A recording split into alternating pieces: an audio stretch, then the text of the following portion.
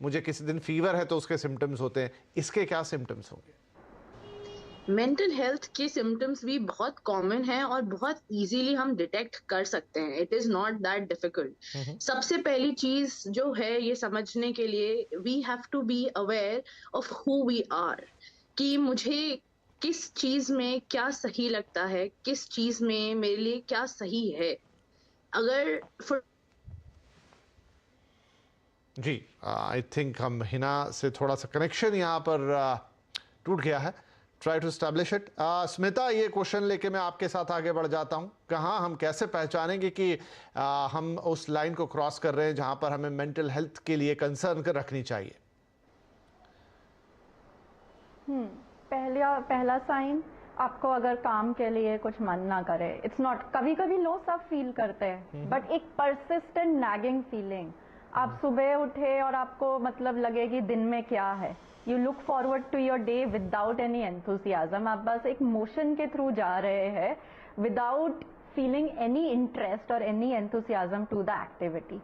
Second, listlessness, तो या मतलब कोई भी एक्सट्रीम साइन, या भूख ज्यादा लग जाए सडनली, या बिल्कुल ही बंद हो जाए फ्रॉम अ नॉर्मल डाइट, कुछ डिविएशन। बेसिकली आपको कोई एक्टिविटी करनी बहुत अच्छी लगती हो, कोई हॉबी हो, आप फिजिकल एक्सरसाइज करते हो, कोई रूटीन हो, एंड सडनली वही चीज बर्डन लगने लगे, it feels like a drag. I mean bed से उठ के भी एक क्वेश्चन अपने आप से हो कि हम क्या कर रहे हैं और क्यों कर रहे हैं, दैट मीन्स कि ये कुछ issue, it is beyond normal, यहाँ कुछ अच्छा, मैं एक छोटी सी बात पूछता हूँ कि कंडीशन आ रहा है थोड़ा सा सामान्य उसमें, कि अब बहुत सारे बच्चे हैं जिनका पढ़ाई में मन नहीं लगता, बहुत सारे लोग हैं जिनको अपना ऑफिस का काम पसंद नहीं आता, वो थके मन से ही रहते हैं, उनको इंटरेस्ट नहीं रहता, जबरदस्ती क्लास में बैठना पड़ता है, या ऑफिस में काम करते हैं तो घड़ी देखते हैं। कईयों के साथ ये इशू हो सकता है। क्या हम उसे एक मेंटल इशू माने, या फिर ये नॉर्मल चीज़ है? अब आपका हो सकता है किसी चीज़ में मन ना लगे, लेकिन ज़रूरी नहीं है कि आपका कोई मेंटल इससे हेल्थ खराब है।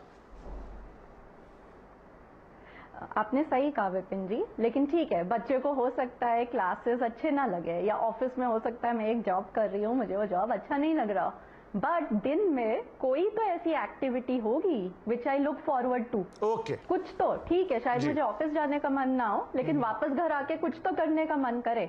जब ये मेंटल हेल्थ सिचुएशन होती है, आपको कुछ भी करने का मन नहीं होता, even the favourite activities. Okay, तो आपका जी मैं एक मिनट बीच में आपको रोक रहा हूँ। तो यहाँ पर जो एक अंडरलाइन करने वाली बात यह है कि चाहे वो काम है जिसमें आपका मन लगता हो, चाहे वो काम है जो आपको बिल्कुल ना पसंद हो, आप कहीं पर भी सुकून में नहीं रहेंगे, मतलब किसी चीज में आपका मन नहीं लगेगा, तो आप ये रेफरेंस ड्रॉ कर सकते हैं कि मेंटली शायद आप फिट नहीं है।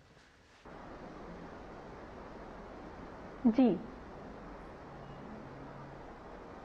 ठीक है, ठीक है। तो चलिए, ये तो एक अर्ली साइन हो गया कि आपको ये पता लग जाएगा कि भाई कुछ ना कुछ गड़बड़ है। अर्चना, लेकिन किन चीजों से गड़बड़ हो सकती है? वो क्या चीजें हो सकती है? जैसे मैंने भी एक छोटा सा एग्जांपल लिया कि बच्चों का नहीं किसी किसी का मन लगता है पढ़ने में, या किसी को कोई काम पसंद नहीं आ रहा है तो उससे उसका मन खराब हो गया, तो वो कौन सी चीजें होंगी जो स्थायी रूप से असर डाल रही हैं?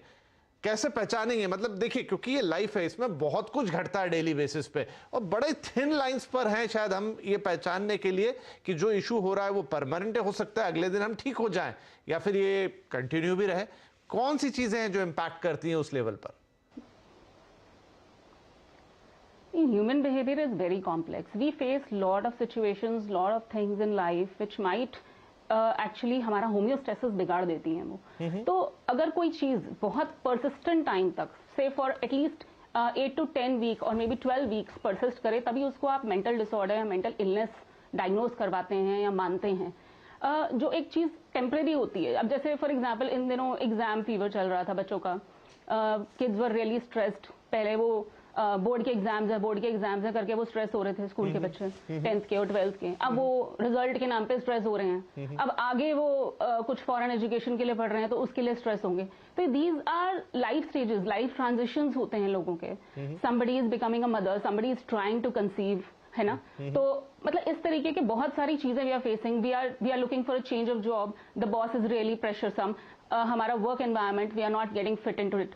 तो बहुत सारी चीजें होती हैं which generate a position where we feel sad, we feel misfit, we don't fit into the environment. So these are the common stressors or trigger things which trigger us actually, and they might generate feelings of sadness in us.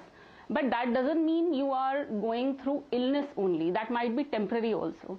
So जब तक कोई position, जब तक कोई problem, कुछ एक prolonged period तक, I would say all psychologists believe that at least it should be for 3 months or maybe near about 3 months. Okay. तब उसे कोई mental illness माना जाता है, not before that. यहाँ पर एक और सवाल मेरे मन में आता है, Hina, if you can hear me, क्या आप मुझे सुन पा रही हैं?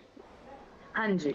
कि एक ही सिचुएशन है, मान लीजिए कि मुझे कोई एग्जाम है, वो एग्जाम में मुझे अपेयर होना है, या फिर मेरा पर्टिकुलर कोई जॉब है, वहां पर मुझे ज्वाइन करना है। अब उस सिचुएशन में 2 लोग हैं, हो सकता है कि वो दोनों के लिए इक्वली टफ हो, लेकिन एक व्यक्ति उससे ज्यादा प्रभावित नहीं हो रहा, ठीक है, नहीं हो पा रहा तो नहीं हो पा रहा, या फिर थोड़ा कम कुछ मैं मैनेज कर पा रहा हूं, या उतनी सफलता नहीं मिल पा रही जितनी मिलनी चाहिए, लेकिन एक व्यक्ति उससे बहुत ज्यादा प्रभावित हो रहा है, निराश हो जा रहा है। तो क्या एक ही सिचुएशन 2 अलग अलग लोगों को मेंटल लेवल पे अलग अलग तरीके से इंपैक्ट कर सकती है? हो सकता है एक उसे सिंपली हैंडल कर ले, और हो सकता है एक, जिसे आप अभी डिफाइन कर रहे थे हम सब लोग, कि एक प्रोलॉन्ग कंडीशन में चला जाए, जहां पर उसको शायद फिर आगे आप साइकोलॉजिस्ट की या डॉक्टर से परामर्श करने की जरूरत पड़े। एब्सोल्युटली, एक सिचुएशन मल्टीपल लोगों को मल्टीपल तरीके से इम्पैक्ट करती है।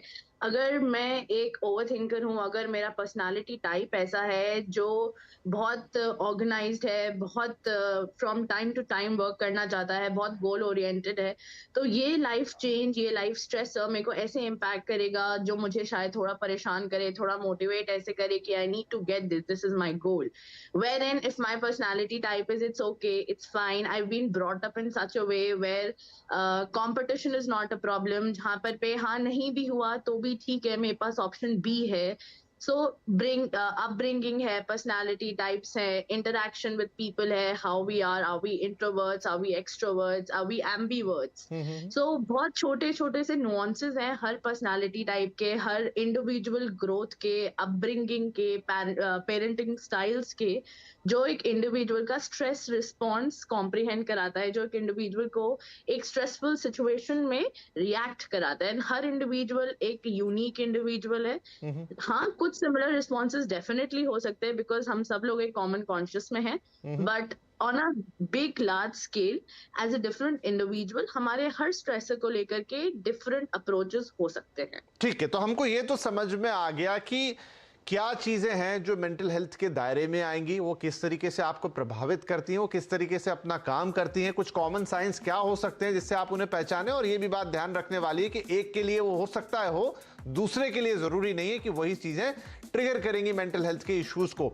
तो चलिए, ये बात हो गई, लेकिन अब अगर आप इस परेशानी से 2-4 हो ही रहे हैं तो कैसे इससे पार पाएंगे? क्या आप इसे पहले से रोकने के कोई तरीके हैं? जैसे prevention is better than cure वाली कहावत जो हम जनरल हेल्थ के लिए कहते हैं, क्या वो मेंटल हेल्थ के लिए भी लागू होती है? साथ में अगर हो ही गया है तो क्या हमारे डॉक्टर्स उसमें हमारी कैसी मदद कर सकते हैं, या हमारे आसपास के जो लोग हैं, यार दोस्त, घर वाले, रिश्तेदार, क्या वो हमारी हेल्प कर सकते हैं, और हम खुद उसमें क्या कर सकते हैं? ये कुछ 2-3 अहम सवाल होंगे जिन्हें हम उठाएंगे इस छोटे से ब्रेक के बाद।